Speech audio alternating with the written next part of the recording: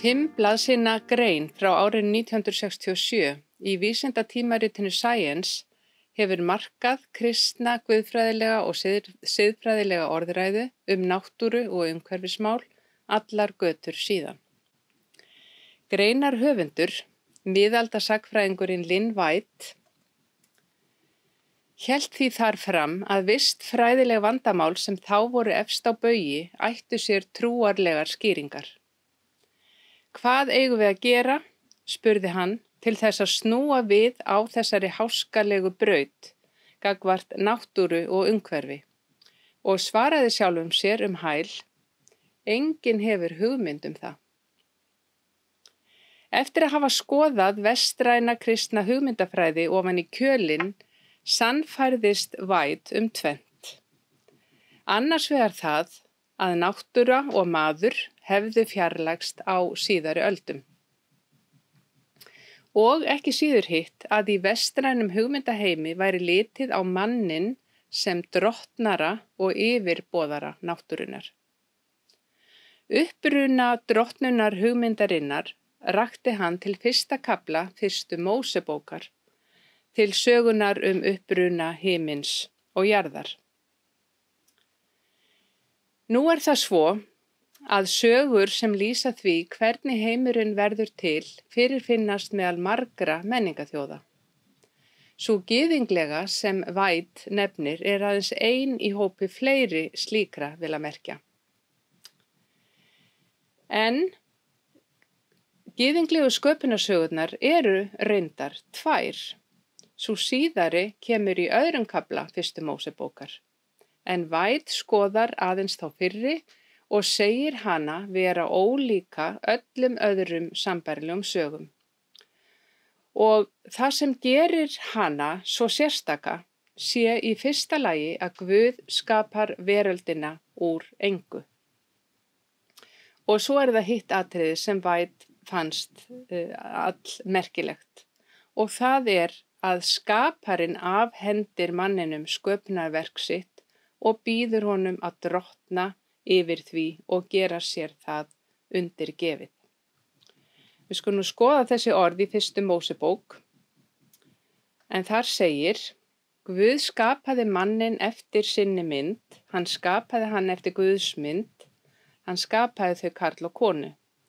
Guð blessaði þau og Guð sagði við þau: verið frjósöm, fjölgið ykkur og fyllið jörðina, gerið ykkur hana undirgefna, og ríkið yfir fiskum sjávarins og fuglum himinsins og öllum dýrum sem hrærast á jörðinni.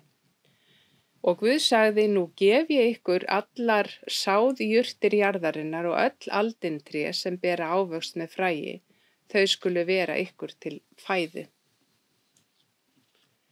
Nú óhætt að segja að skrif Lynn Whites hafi hleypt af stað skriðu á sviði kristinnar umhverfis og vist guðfræði, en það svið var þá jafnframt enn í reifum. Meðal þeirra sem fyrstar komu til andsvara voru femínískir guðfræðingar, en femínísk guðfræði var þá sömuleiðis á mótunarskeiði. Ein þeirra sem tók mark á túlkun Whites var Rosemary Radford Ruether, en fyrstu bók hennar New Woman, New Earth frá 1975 má einmitt skoða sem mikilvægt andsvar við skrifum hans. Það sem áhugavert í verki Ruethers hvernig hún spinnur áfram gagnrýni Whites. Mannmiðlæg guðfræði vissulega vandamál, en þar með þó ekki öll sagan sögð. Karllæg sjónarmið eru greift ofan í mannmiðlægnina og í raun mjög erfitt að aðgreina frá þeim. Með öðrum orðum, mannmiðlægt karllægt vald hefur mótað vestræna og kristna hugmyndafræði Guð, mann og heim, og þetta vald birtist bæði í frumtalegu framferði gagnvart náttúrunni, en ekki síður í ofbeldisfullu framferði gagnvart konum. Og Ruether skrifar í bók sinni New Woman, New Earth: ef ekki á að ræna konur og aðrar kúaðar stéttir og kynþætti framtíð þeirra í heimi þar sem þverrandi uppsprettur eru staðreynd vegna stefnu núverandi valdhafa, þá nauðsynlegt að allur heimurinn breyti umgengni sinni við þær. Þessar breytingar fela í sér grundvallar endurskoðun á samskiptum milli persóna, hópa og að lokum milli manns og náttúru. Þetta eru stórmerkileg og að mörgu leyti spámannleg orð skoðuð í spegli tímans. Hér boðar Rúther ekkert minna en hnattrænan, vistfræðilegan viðsnúning, gagnger sinnaskipti í breytni og hegðun, þar sem jöfnuður en ekki stigveldi er leiðarljós. Hér er borin fram hugsjón samfélagslegan jöfnuð kynja og kynþátta að við bættum jöfnuði milli manns og náttúru. Þetta eru heimssöguleg tíðindi, en þau náðu ekki flugi. Fyrir 45 árum var boðuð bylting í vistrænum umgengnisháttum okkar við jörðina með kynjafræðilegu ívafi, en það var enginn sem hlustaði. Fræðilegan stuðning við kynjafræðilega túlkun sína í New Woman, New Earth sótti Rúther meðal annars til femínískrar mannfræði túlkunar þess tíma. Þannig er greinilegur samhljómur með skrifum Rúthers annars vegar og mannfræðingsins Sherry Ortner hins vegar. Ortner birti grein árið 1974 sem er ári áður en New Woman kom út, sem nefndist Is female to male as nature is to culture, þar sem hún spyr hvað geti skýrt þá venju að setja konur skör lægra en karla í flestum menningarsamfélögum heims. Svar hennar í stuttu máli var að ástæðunnar væri að leita í því að konur væru almennt settar í sama flokk og náttúran. Náttúran væri kvengerð og virði kvenna andspænis karlmönnum í menningu okkar væri svipað og virði náttúrunnar andspænis menningunni. Þannig benti hún á innbyggða stigveldis- og tvenndarhugsun að baki hugtakapörunum kona karl og náttúra menning. Þess má geta að kenningar Ortners voru síðar harðlega gagnrýndar, þær voru sagðar of alhæfandi og byggjast of á vestrænum skýringalíkonum. En það er önnur saga sem ekki verður rakin hér. Eftir stendur að grein Ortners tengslin milli náttúru sínar og samfélagslegra stöðu kvenna höfðu sín áhrif á vistfræðilega og vistfemíníska umræðu á 8. áratug síðustu aldar. Og gott dæmi það er bókin The Death of Nature, Women, Ecology and the Scientific Revolution, en hún er eftir vísindasagfræðingin Caroline Merchant frá árinu 1980. Þar ber Merchant saman orðfæri ýmissa forkólfa evrópsku iðnbyltingarinnar á 17. öld og tungutaks þar sem var notað til að lýsa nornum á svipuðum tíma. Í stað hugmyndarinnar jörðina sem hina gjöfulu móður sem hafði sett svip sinn á náttúruskilning miðalda var nú farið að líkja náttúrunni við hóru og norn sem ekkert gott átti skilið. Þegar litið er til þessarar grósku miklu vist- og kynjafræðilegu orðræðu á 8. áratug síðustu aldar sem tengdi kúgun kvenna og kúgun náttúrunnar, þarf ekki að koma á óvart að eitt fyrsta stóra málefnið sem femínískir guðfræðingar létu sig varða á vettvangi guðfræðinnar skyldi einmitt vera þessi kokteil. Bók Rosemary Radford Ruther, New Woman, New Earth, vísaði þar veginn, en margt var þar vissulega sem að þurfti að rannsaka frekar. Útkoman var sannarlega ekki einsleit, heldur varð smám saman til svið sem að einkenndist af fjölbreytni og blæbrigðum. Þannig átti greining Ruthers á tengslum náttúru og kynjavandans eftir að slípast og tengjast fleiri þáttum. Efnahagsmál voru þar dregin inn í myndina ásamt hugmyndakerfum og gildismati og mörgu fleira. Ég ætla nú í framhaldinu að staldra við hjá 3 þekktum femínískum vistguðfræðingum og draga fram áherslur þær sem að koma fram í skrifum þeirra við gagnrýni Lynn White á kristna trúarhefð og náttúrusýn. Allar eru þær samtíma konur Ruthers og tilheyra þannig fyrstu kynslóð femínískra guðfræðinga. Guðfræði þeirra hefur haft mótandi áhrif á komandi kynslóðir innan femínískrar vistguðfræði og það er ástæðan fyrir því að ég hef valið að lyfta hugmyndum þeirra fram hér. Þar er fyrst til að taka kaþólski guðfræðingurinn Elizabeth Johnston. En viðbrögð hennar við gagnrýni Whites eru í hnotskurn þau að hann alhæfi of mikið. Mannmiðlægni í vestrænni menningu sé vissulega staðreynd en ætla sér að tengja hana sérstaklega kristinni trúarhefð og kenningu sé hæpið. Náttúrusýn kristinna guðfræðinga og samfélaga í Evrópu fyrstu 1500 ár kristni sýni annað. Hún sýni að jörðin hafi aldir verið skilin sem heilagt sköpunarverk Guðs og hinn náttúrulegi heimur kallast Guðs góða sköpunarverk. Jörðin hafi verið starfsvettvangur heilags anda. Í Biblíinu sé þetta mjög skýrt til dæmis í Davíðssálmum þar sem allur heimurinn er sagður tilbiðja Guð, akrarnir syngja af gleði og stjörnur hrópa í fögnuði. Þá sýnir spekiritinn hvernig spekinn gegnsýr í gjörvallan heiminn með heilögum anda sínum. Jörðin tilheyri Guði í allri sinni gnægð samanber orð Jesaja spámanns, öll jörðin er full af Guðstýrið. Johnson tekur þó ekki aðeins dæmi úr Biblíunni máli sín til stuðnings heldur birtar samskonar viðhorf skýrt í skrifum fornaldar og miðalda guðfræðinga allt fram á 16. öld. Hæst segir hún að viðurkenning hins náttúrulega heims hafi risið í kristinni hugsun á 12. og 13. öld. En þá urðu til ótal lærðar ritgerðir alheiminn og innsta eðli hans. Hildegarda Bingen, Bonaventura og Tómas frá Aquino, öll lýstu þau hinum náttúrulega heimi sem stórkostlegu listaverki sem bæri merki skapara síns.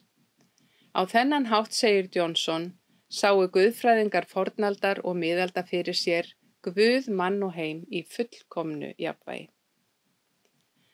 Það sem síðan gerðist er önnur saga. Viðhorf til náttúrunnar í Evrópu almennt taka að breytast og eftir siðbreytingu. Í kjölfarið fylgdu andnáttúruleg viðhorf knúin af hugmyndinni mannin sem kórónu sköpunarverksins og sem drottnara yfir náttúrunni. Á sama tíma fóru mótmælendur hins kaþólska siðar að beina sjónum sínum inn á við, að synd og sekt einstaklingsins í stað náttúrunnar og jarðarinnar, segir Johnson. Persónuleg frelsun einstaklinga var það sem að trúin snerist ekki lífið innan sköpunarverks Guðs. Og Johnson talar hér gleymsku og þögn. Miðalda guðfræði féll úr móð, hún fylgdi ekki framþróuninni og hún varð ónútímaleg. Hver er þá niðurstaða Johnsons varðandi gagnrýni Whites? Í sem stystu máli þá er hún sú að samtími okkar þurfi að enduruppgötva gleymda fjársjóði kristinnar vist guðfræði. Þetta er þó ekki bara fortíðarþrá, heldur liggur gildi hennar í því að samrýmast í miklu niðurstöðum nýjustu líf- og náttúruvísinda. Mannkyn þarfnast nýrrar náttúru sínar, þar sem stigveldinu er steypt af stalli og mannkyn verður á ný sem samverkamenn innan lífríkisins. Við erum staðsett innan eins og sama lífkerfisins, það vitna bæði nýjustu vísindi og forn guðfræði. Við verðum öll að vinna saman og þjóna hvert öðru. Hér ætla ég að láta staðar numið hvað varðar Elizabeth Johnson og taka næst hús á Sally McFague, en guðfræði hennar er ein sú róttækasta sem komið hefur fram innan kristinnar guðfræði hefðar síðustu áratugi. Nú Sally McFague er elst þeirra feminísku guðfræði sem ég fjalla hér í dag, en hún kynnti hugmynd sína jörðina sem líkama Guðs fyrir hartnær 40 árum. Í bókinni The Body of God leggur hún fram nýja guðsmynd eða leggur til nýja guðsmynd og segir að með henni getum við litið á jörðina sem líkama Guðs. Og í þessu sér hún nýja möguleika til að skilja bæði eðli guðdómsins en jafnframt hið sanna og rétta líf hér á jörð. Líkamslíkingunni er ætlað að beina sjónum að hinu nálæga, hinu viðkvæma og berskjaldaða, mönnum jafnt sem náttúru. Við mætum Guði í daglegu lífi okkar á jörðinni. Náungi okkar er jörðin, segir hún. En náungin er jú eitt þekktasta hugtak kristinnar guðfræði og svarar spurningunum það hvað sé rétt breytni. Rétt breytni er það þegar þú elskar náungan eins og sjálfan þig, sem vekur okkur til vitundar hvað felst í því að elska. Við eigum að elska og virða náunga okkar og náungi okkar er jörðin. Já, hvað merkir þetta? Jú, það merkir að jörðin er vettvangurinn þar sem við mætum Guði. Líf okkar hér og nú er mikilvægt. Guð er ekki fjarlægur, heldur hér í okkar heimi. Með því að líkja náttúrunni og jörðinni við náunga og kenna síðan við líkama Guðs er McFague í fyrsta lagi að undirstrika jafnræðið milli manns og náttúru, en líka að undirstrika kærleika Guðs. Innst inni er þetta auðvitað flókið. En hér nægir að segja þetta: Guð gerðist manneskja í heiminum. Hann gekk inn í mannleg kjör og varð eitt með heiminum.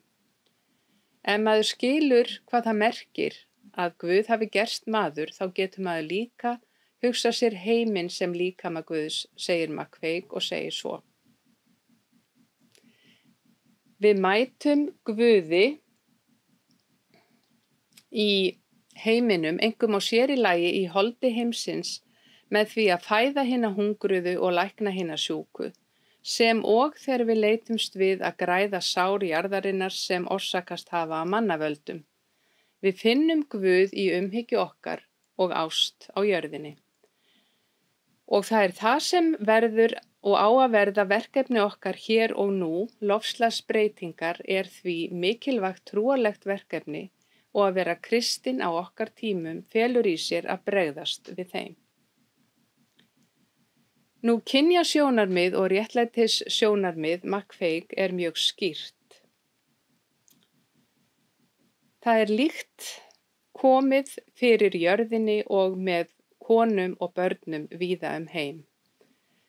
Báðir aðilar þjást vegna kúgunar, karllægra og kapítalískra afla, en með henni nýju guðsmynd McFague telur hún að hægt sé að taka hinn upphafna Guð ofan af himni og staðsetja á jörðinni.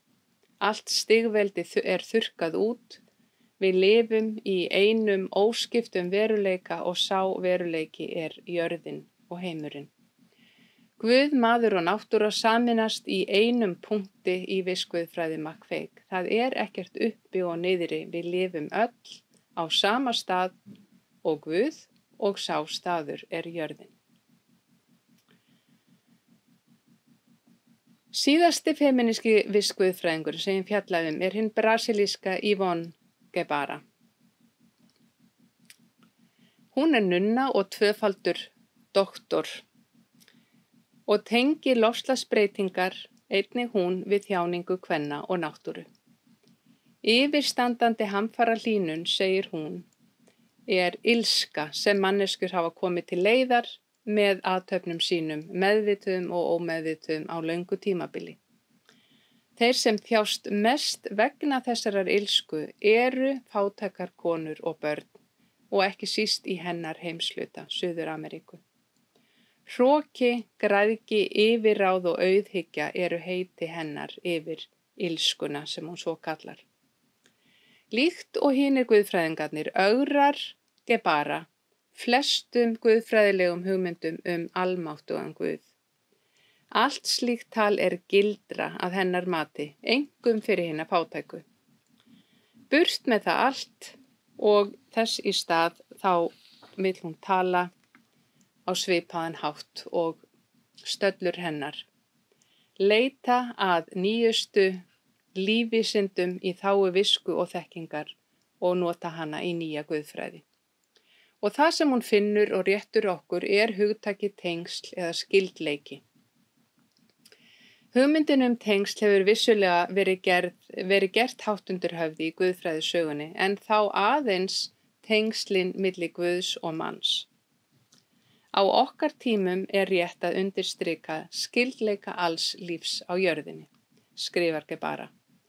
Og kristin guðfræði þarf að ganga út frá nýjustu þekkingu á lífríkinu og altæku skyldleika líkani þess.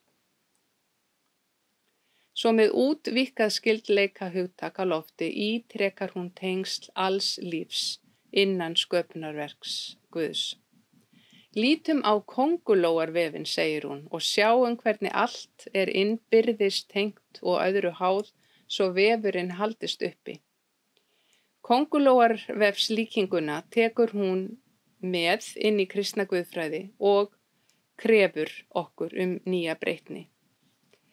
Tengslaskilningur sá sem Gebara heldur á lofti gefur fyrirheitum breytingar bæði fyrir hina fátæku og jörðina.